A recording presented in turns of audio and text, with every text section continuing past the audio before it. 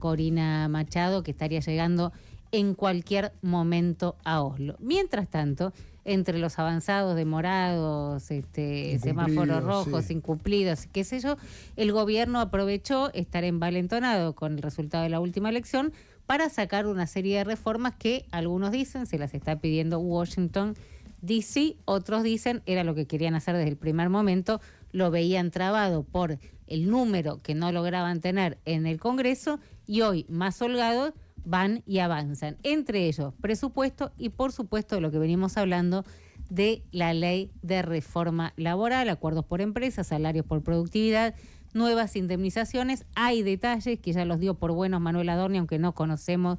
Insistimos en este programa la letra chica, pero lo dio por bueno, y hay gente posicionándose respecto de esto. Recién decía el Facha con mucha contundencia, bueno, esto va a flexibilizar los despidos. Sí. Esto va a flexibilizar los despidos. Va a ser más fácil despedir. El gobierno es una, no me acuerdo quién decía, autopista para los despidos, ¿no? ¿Quién escribió eso hace poco? El gobierno se para diciendo, no, al contrario, esto lo que va a hacer es facilitar al empleador, o por lo menos incentivarlo, para que pueda tomar empleados sin el costo que hoy tiene por las indemnizaciones, por los juicios laborales, etcétera. Estamos en línea con Jorge Triaca, economista, ex ministro de Trabajo. Jorge, Romina Mangel y todo el equipo de No Dejes. ¿Cómo estás? Hola Romina, ¿cómo te va? Bien, gracias por atendernos. Hacía rato teníamos ganas de hablar con vos. Quería saber si ya te posicionaste, entiendo que sí, respecto de la reforma. Mirá, todavía no se conoce el texto definitivo, ¿no? Conocemos unos borradores, se han circulado algunos borradores que más o menos expresan el espíritu de lo que se está planteando, más las declaraciones de algunos funcionarios, pero el detalle finito todavía no lo conocemos. Creo que debe estar también pasando los filtros del gobierno para ver qué queda y qué no queda, ¿no? Y qué nivel de tensión le van a agregar a la norma o no, digamos, ¿no? Me parece que deben estar en ese proceso. Pero tensión, a ver, uno entiende que la norma ya está tensionada desde el momento en que el propio Sturzenegger salió a decir cuál era su posición y que de alguna manera se habían impuesto los más duros, los halcones respecto de esta reforma. Bueno, pero hay que, hasta que no veamos el texto, digamos, hay muchas cosas que tienen un alto nivel de consenso en la mayoría de los actores que participan del marco institucional del trabajo, tanto de los referentes sindicales como de los representantes del sector empresario. Sobre todo despejar la duda que se plantea muchas veces en los circuitos litigiosos de los conflictos, digamos. Me parece que ahí hay un avance, creo que es un avance importante, porque da más previsibilidad sobre todo al trabajador, que hasta hoy tiene una demanda iniciada, lleva casi 6 años hasta que se ejecutan los créditos, y eso claramente va en detrimento del derecho del trabajador, ¿no? Y me parece que esas son las cosas que, por lo menos en los borradores, eso lo está empezando a ordenar. Ahora, vos hablás del espíritu. Para vos, el espíritu de esta reforma, ¿dónde radica? Yo creo que tiene varios temas. Por un lado, habla sobre, digamos, las reformas vinculadas a la ley de contrato de trabajo, da previsibilidad, da una mirada mucho más clara en el proceso litigioso, le brinda más certeza tanto al trabajador como al empleador. Me parece que eso ayuda. Después hay otras partes que tienen que ver con la ley de empleo, que están las multas y lo demás, la tarea vinculada a la formalización de trabajadores. Eso tampoco creo que genere grandes discusiones, me parece que por ahí hay bastante consenso. Por supuesto también que hay que reconocer que en los instrumentos anteriores, tanto en el decreto 70 como en la ley bases, no lograron el efecto que se planteaba. Entonces me parece que acá han puesto las barbas en remojo y han mejorado la redacción. Después, por supuesto, hay que ver, Romina, cómo se reglamenta cada una de estas cosas, porque no es solamente la ley, sino después es el proceso reglamentario. Está bien, pero vos hablas de puntos de consenso, nombrás varios puntos de consenso. Y ahora te iba a decir lo que vos querés escuchar. Sí, a ver, ¿cómo sabés lo que quiero escuchar? A ver, dale. Sí, porque yo te conozco y sé que te interesa siempre más ver dónde están las diferencias, porque ahí es donde hay que trabajar y donde la política tiene que encontrar soluciones para encontrar puntos de coincidencia. A ver, dale. Y ahí yo te diría, cuando se discute la ultraactividad y donde se da de baja la ultraactividad, va a haber alguna tensión. La ultraactividad hacemos referencia a convenios que se sostienen en el tiempo si no son denunciados por ambas partes.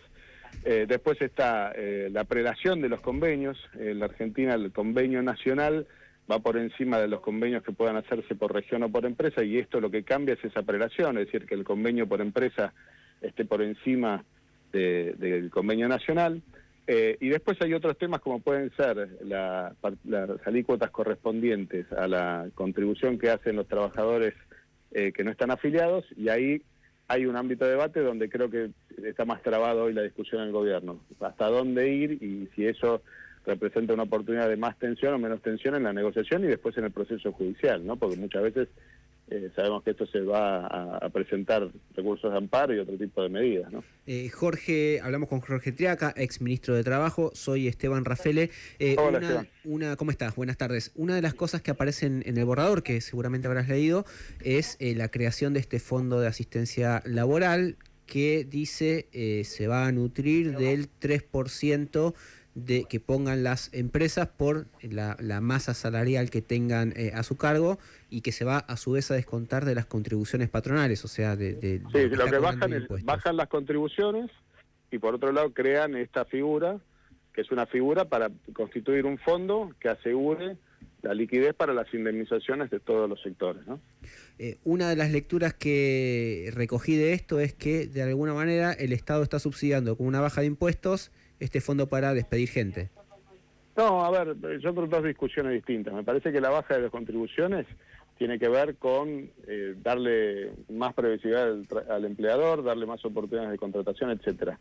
El otro fondo es un fondo que si vos no ejecutás las indemnizaciones porque no echás a la gente, lo podés retornar a la empresa, digamos, ¿entendés? Entonces eso, por supuesto, va a tener que ver con la reglamentación, pero me parece que son dos cosas distintas, ¿no? Jorge, ¿qué tal? Agustín Álvarez Rey te saluda, ¿cómo estás? Hola, ¿cómo estás, Agustín? Bien, te quería preguntar puntualmente porque el gobierno, cuando plantea el objetivo públicamente de esta reforma, dice, bueno, es terminar con la informalidad. Y uno no ve en el articulado, o por lo menos no divisa esa intención fuerte, y mucho menos la de generación de empleo. ¿Vos creés que está bien planteado así, por lo menos en los borradores? Hay algunas cosas en los borradores que vinculan esto justamente, la ley de empleo, donde hacen modificaciones para poder formalizar trabajadores, donde... Pero ¿sabes por qué te digo, Jorge? Perdona que me interrumpa. Porque a principio de este año también hubo una especie de amnistía para aquellos empleadores que tenían trabajadores en negro, y eso sin pagar multas, no teniendo que hacer los aportes adeudados y demás, y no generó ningún tipo de yo creo que, como vos lo decís, que fue parte de lo de la ley bases, como vos lo decís, tenés razón, no tuvo un impacto significativo, pero porque creo que también le faltaron otro tipo de incentivos. Si vos no resolvés el proceso litigioso, por más que el empleador, digamos, no sé si es una motivación suficiente que le quite las multas, digamos, ¿entendés? O sea, entonces me parece que ahora hay como una redacción un poco más comprensiva, un poco más abierta, vinculando también a los incentivos de un régimen que se llama RIMI, que por lo menos están los borradores, que apunta a la generación de inversiones en el sector de medianas y pequeñas, digamos, y me parece que también eso es complementario hacia dónde, que esto que yo le decía a Romina, hacia el espíritu de la norma, digamos.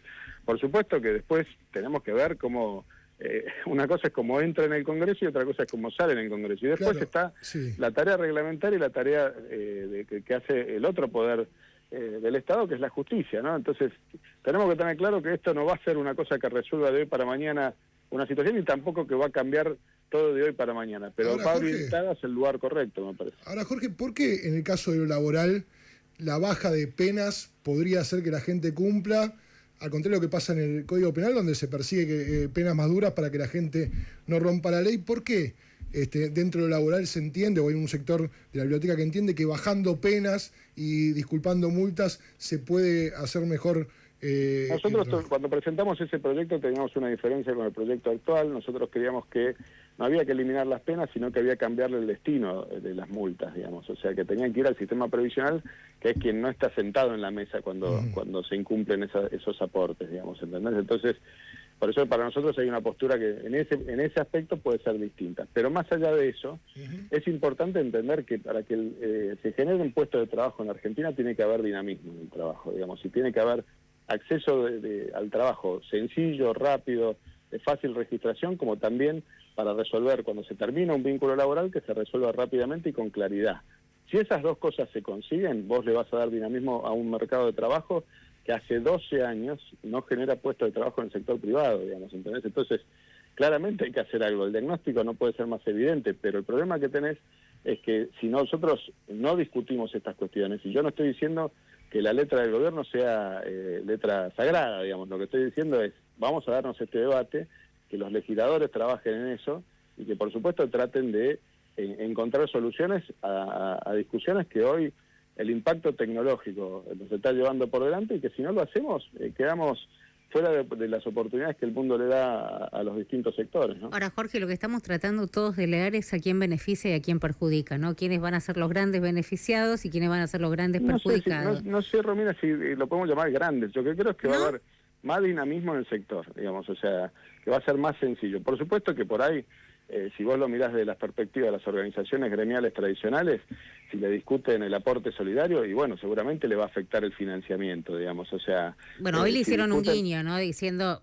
por eso, si discuten los convenios colectivos nacionales y le dan la operación a las empresas, bueno, van a tener que ajustar la tarea gremial, porque claramente pueden haber seccionales o comisiones internas o otros gremios que se presenten dentro de la representación en una empresa, y por ahí la representación como tenían anteriormente hoy ya no la tengan, digamos. Entonces esos son desafíos que los dirigentes gremiales van a tener que enfrentar.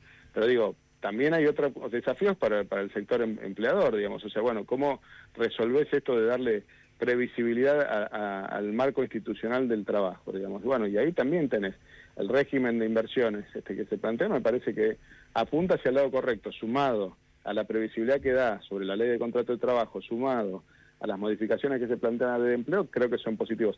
Hay algunos temas, como el de establecer cuál es el criterio que se aplica con los créditos laborales vinculados tanto a las indemnizaciones como a los accidentes de trabajo, que dan mucha más certeza.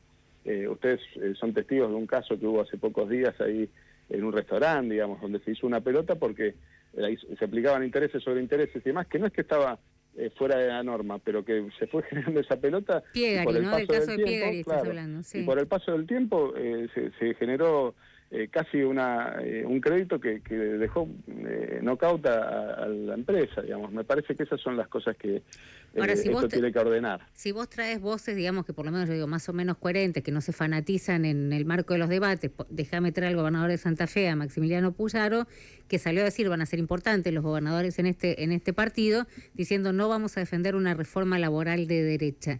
Y es desde ese punto de vista también donde se lo está tratando de analizar. Vos decís, bueno, no hay grandes nada, ¿no? Ni grandes perjudicados ni grandes beneficiarios. No sé, pero yo creo que no es una reforma de derecho de izquierda, digamos, o sea, me parece que es la realidad de las relaciones modernas del trabajo, que tienen más que ver con lo que pasa en el mundo que lo que nosotros tenemos que entender. Si nos ponemos y generamos alternativas que después lo único que hacen es cazar en el zoológico y seguimos con 6 millones de trabajadores registrados, y bueno, estamos en un problema, ¿no? Jorge. Porque recordemos que eso también, y esto es parte de lo que creo que en la presentación ustedes lo dijeron, que no se discute, que es el sistema laboral argentino tiene vasos comunicantes con el sistema previsional, es decir, con el sistema de jubilaciones y pensiones.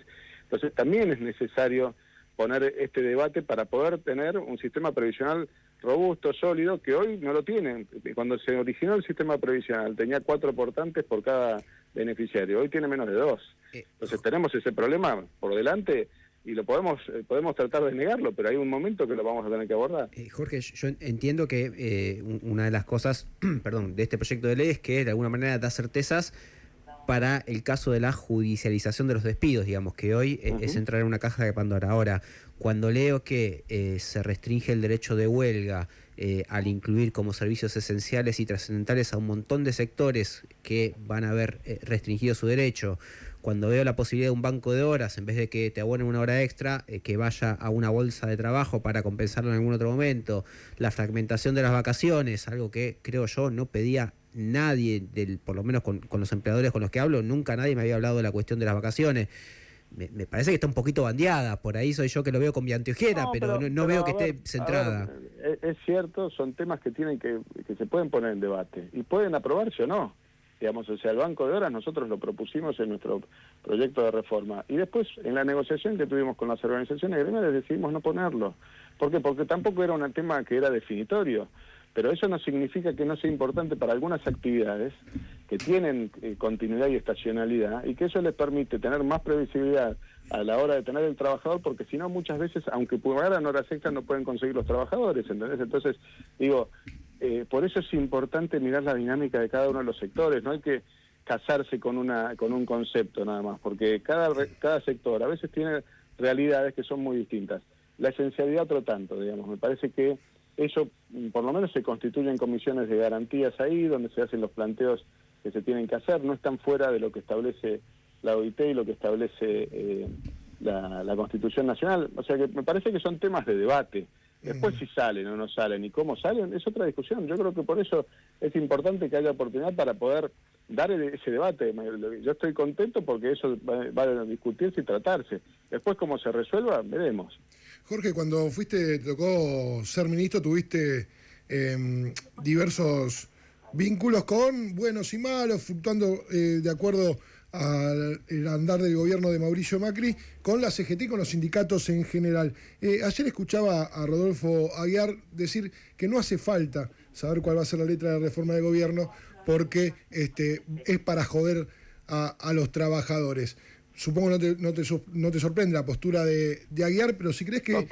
Porque me parece que prioriza lo político y no la discusión laboral.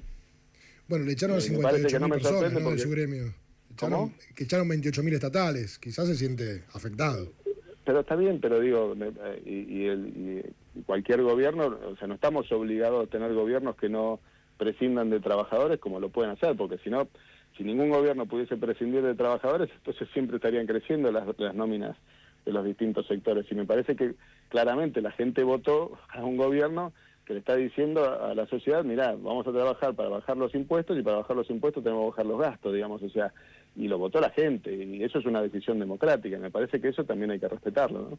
Pero en ese marco te quería preguntar si pensás que es real esto de que hay un guiño a la CGT, de que ustedes tenían una cintura muy aceitada para negociar con los sindicatos, para que el conflicto no llegara demasiado a la calle, si ves que al gobierno con buena sintonía para evitar que la calle en el 2026 sea un lío en el marco del debate de la reforma. Mirá, yo creo que la CGT tomó decisiones en algún caso presurosas, es decir, recordemos cuando inicia este gobierno le hicieron un paro a menos de 20 días, 25 días, ya no me acuerdo cuánto, pero fue casi inmediato. 20, el paro preventivo, sí. Por eso, fue casi un paro, con una previa, digamos, me pareció como un error también político, porque a veces cuando la CGT se olvida de lo que representa, que es a los trabajadores, y no una postura política, digamos, me parece que eso es uno de los errores que se han cometido.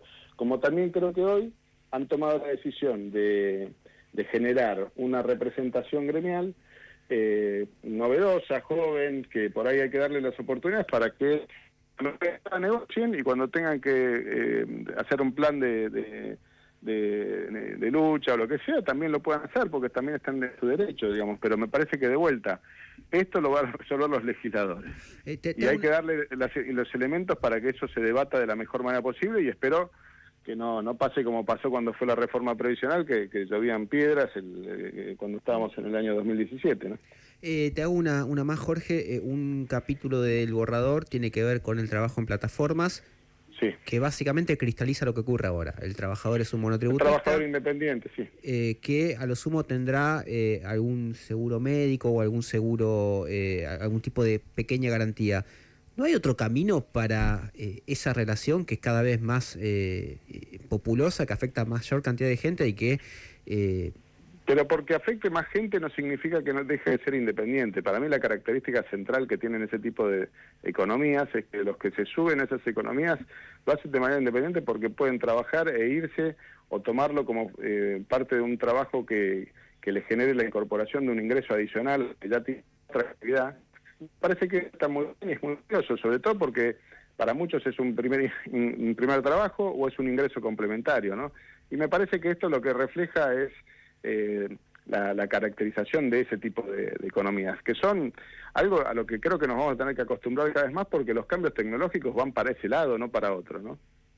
Jorge Triaca, economista, ex ministro de Trabajo, teníamos ganas de hacer esta nota. Te agradecemos la buena predisposición y la paciencia que me tuviste por mis escenas de celos. No importa. Por favor, Romina, por favor, Romina. Todo junto, fue todo el paquete junto, le tiroteamos con todo. No hay ningún problema y pronto los voy a visitar ahí al Venite al estudio, dale, que eso es lo que tenemos ganas. Dale, te mandamos un abrazo. Esto que es bien enriquecedor. Te mandamos un abrazo grande, gracias. Un cariño a todos. Salud. Cosas que no podés dejar para mañana. Sacar la basura, colgar la ropa,